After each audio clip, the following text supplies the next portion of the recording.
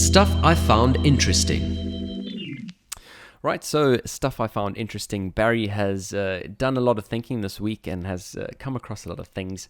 So yeah, let's pass over to Barry. So the first one, something to do with the Gabon national election and essentially the president. This one looks interesting. I'm really keen to hear the background. Yeah, sure. So this is something that I find fascinating. I mean, we're chatting about fake news a bit earlier and how that can be really detrimental to an election. Yeah. And this story is kind of on the other side of the coin, where there's an argument to be made that fake news could have been helpful. And I'm going to talk through the story and let you make your own decisions and your own interpretations. This story comes from a fantastic podcast I listen to called Radiolab, which is probably one of my favorite podcasts. Right. And they did an incredible piece on this. So I'm not going to do it justice. So please go and listen to that. But I'm going to talk you through some of the major points because I think there's some really interesting things here. Basically, Gabon is a country in the west of Africa. It's just west of the Congo, and is a very, very small African country. A lot of people don't even know about it or don't know where it is. And as such, there isn't much media around its happenings and things going on. Unfortunately, in the country of Gabon, there's a dictator at the moment who's been there for a long time. He took over from his father, a guy called Ali Bongo. And so he's the president of Gabon. And he's been well known for killing political rivals and jailing political rivals and using all sorts of nefarious ways to keep his power. He kind of rules with an iron fist and is quite well known as almost a terrorist in a way. Very, very controversial figure. Gabon itself is a very, very poor country, and the majority of the country lives under extreme poverty, and he lives this incredible life. I was looking at some photos. He's got crazy amounts of supercars and mansions, and he's basically living off the wealth of Gabon. So it's a really, really sad story. And as the internet has come online and Gabon has started to realize it can actually stand up to dictators, and so there's been a kind of a groundswell from the people looking for change. And this change is coming in his political rival, a guy by the name of Jean Ping. Now, Jean Ping is a fascinating figure. He's kind of raised up and he wants to get real democracy into Gabon. Because at the moment, they have democracy in inverted commas because they still vote and whatnot, but it's all rigged and Ali Bongo doesn't really lose elections, right? But this Ping guy has kind of come up and is starting to challenge, and he's raising a lot of support to try and change the future of Gabon. Right. In 2016, they had that was their last election, and this is the chance when Jean Ping had a really, really good chance of winning because he had this support, often buoyed by a lot of Gabonese people all around the world who aren't in Gabon anymore. So from the US and Europe and whatnot, right. Using the power of social media, using the power of media itself to talk to the Gabonese people and try and explain to them why the dictator needs to go, right? And so in that 2016 election, he did incredibly well, and he won, I think, 8 of the 9 provinces on the vote. Amazing. And so all of the polls were saying he was going to win the election, he was going to get it right, and for some reason, it's still allegations, and we don't actually know the truth, but for some reason, in the 9th province, Ali Bongo's party won 97% of the votes, and that gave them just enough votes to win the entire country election. Right, so it's a stinking case of voter fraud and a really, really dangerous thing for democracy. It caused a huge controversy and a huge uproar and riots in the cities and all that kind of stuff because it was so obviously voter fraud. Right, so that's kind of the background for the story. So he remains the president of Gabon, even though it's kind of well known and the UN was trying to get involved and whatnot that this was the case. Right. In October of 2019, a few weeks ago, he suffered a stroke, right, and kind of went MIA. He wasn't attending meetings anymore, he wasn't giving public appearances, etc., and there was a rumor that started to go around that he had actually died, and because no one knew where he was, and no one was saying anything. So what these Gabonese expats were doing from around the country was spreading the fake news that he was dead, without having a backup of actual facts, right? Because they realized that this might be what was needed to get the coup going, to actually change the country's direction, right? And so they, knowing that they weren't sure he was dead, they had some reasons to believe it, but also some reasons not to believe it.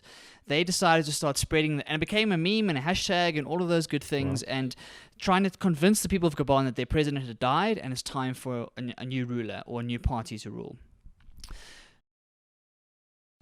We interrupt this broadcast with some sad news. Unfortunately, for the second half of this interview, Chad's video malfunctioned. And so what you're going to see going forward is a lot of my face and not enough of his. And so we do apologize for that. But the content's still great, the audio is still there, and we'll fix it for next time. Chad? Yeah, I'm really, really sorry about this one, guys. Just realized at the end of the episode. So there definitely is some amazing content still coming up for the rest of the episode, but unfortunately, my face will not be there. At least you got the better-looking Barry up to keep you company for the rest of the episode. So keep listening, keep enjoying, and we'll see you for next time. So obviously, there's huge ethical dilemmas there, because this is an example of fake news that potentially could be in a means to an end for a better future for Gabon, but at the same time, it still is fake news, it still is misleading, it still is it's doing exactly what a dictator would do, but the other way.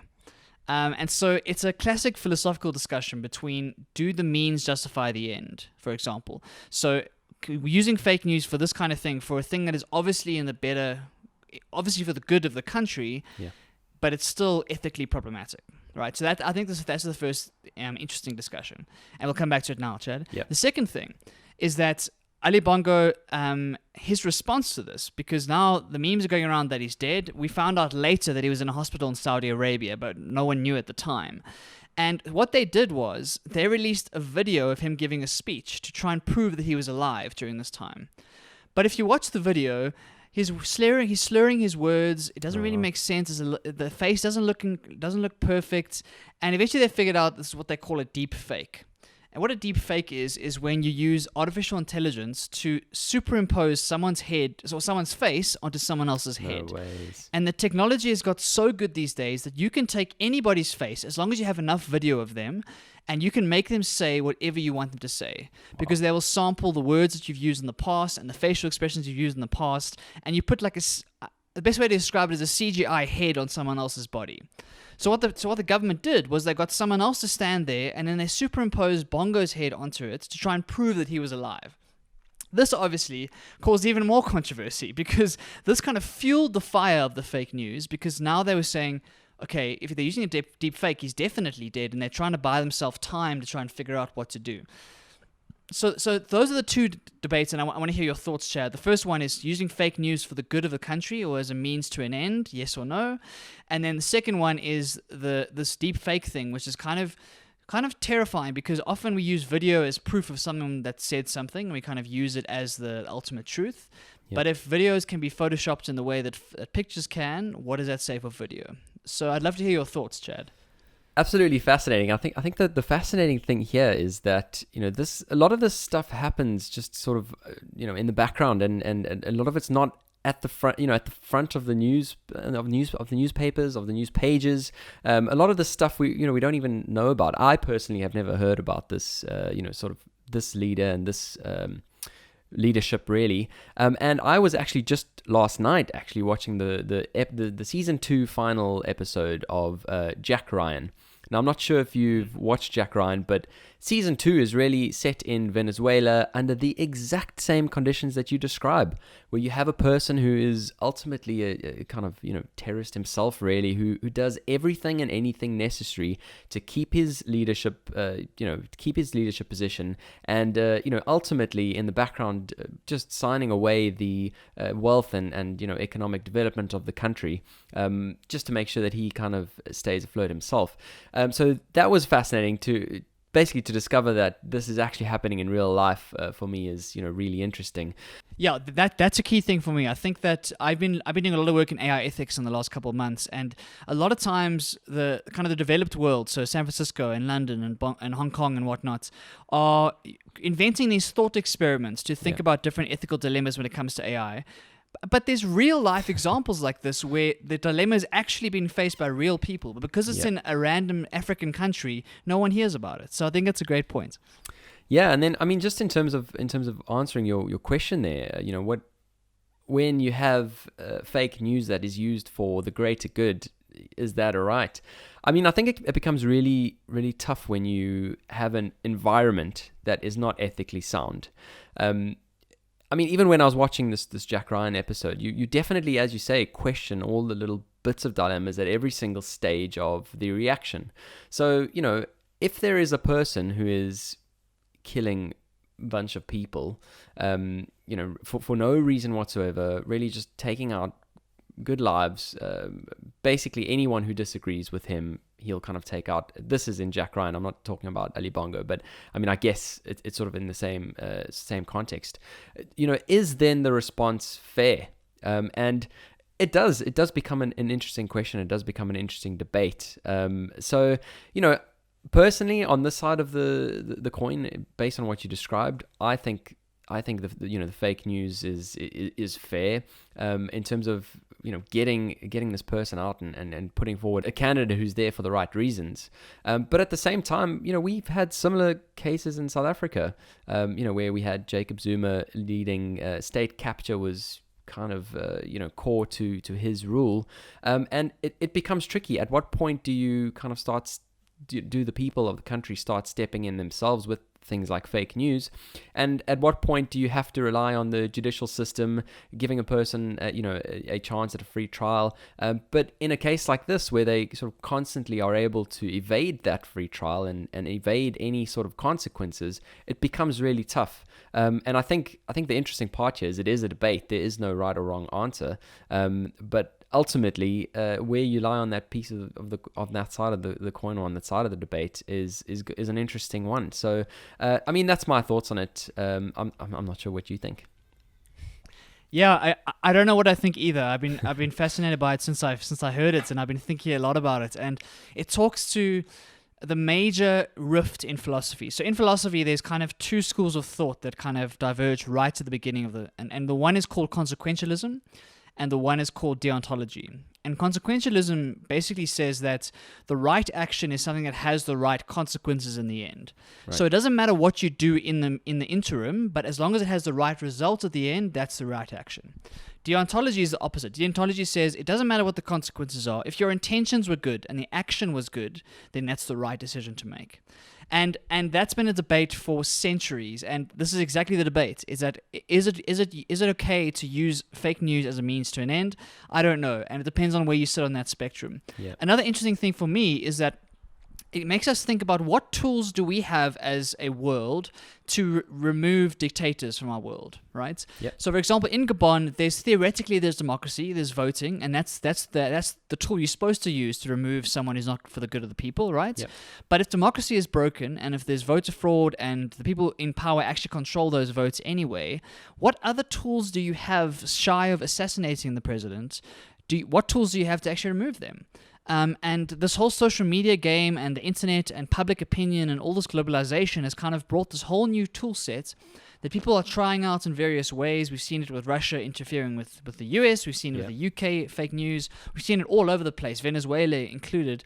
And everyone's trying out these tools, and I don't think we've thought deeply enough about, like, where does the ethics come in, and what tools are okay to use in which circumstances. It's a very, very difficult one. And for me, I'm just sad that a story like this didn't get more press and didn't get more 100%. Discussion, because these are the sorts of AI dilemmas, and these are the sorts of social media dilemmas we should be having. And this is the real life. This is affecting real people on the ground. But instead, in developed countries, we often just talk about thought experiments of, like, philosophical things, the trolley experiment, etc., which is great and interesting and whatnot, but there's real problems to be solved here, and I wish more people were working on it. Absolutely, yeah. I mean, it definitely interesting just to hear those two schools of thought.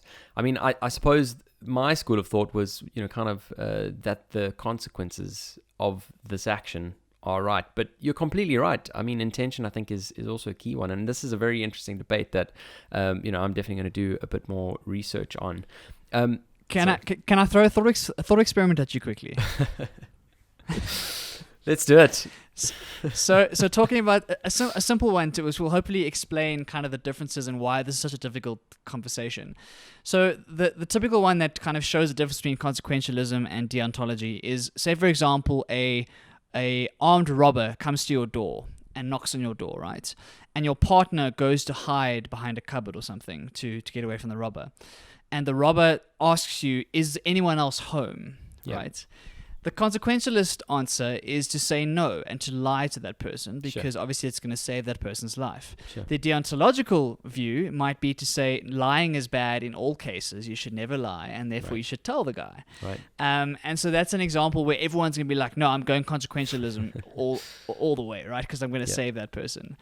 But then there are some people on the other side of the coin which will hear a different thought experiment where lying will actually be, you can get away with lying and you can improve the world with lying, but lying is not necessarily a good thing.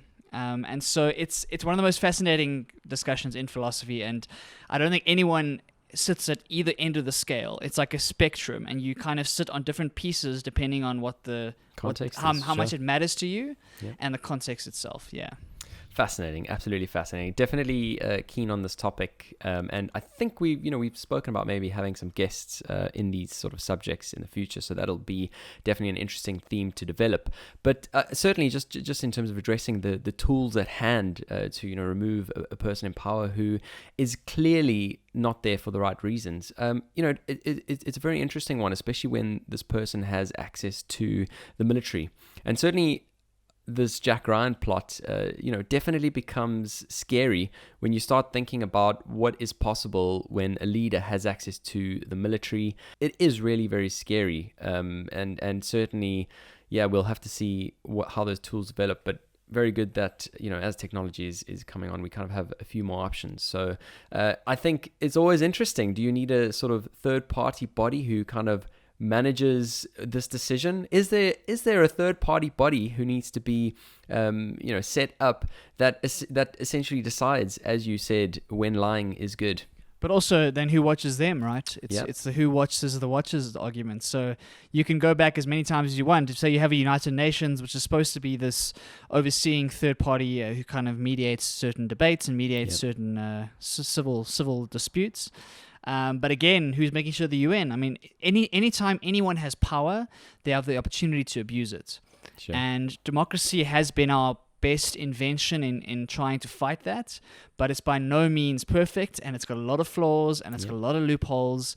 And I think we're watching democracy be tested in various places in various ways, in the US, in the UK, in places like Gabon, in places like Greece, and in China. We're seeing various versions of democracy being tested. And there's lots of discussion there within political science to try and understand what is going to be the changes or the adaptations we need to make to this political system to make it more robust and to avoid more of these harms. And that's a difficult one. Fascinating. Let's definitely see how that develops. I think we should certainly keep an eye on it on this podcast, just to give it some press that I think it should, as you say, very well deserve. Across the pond.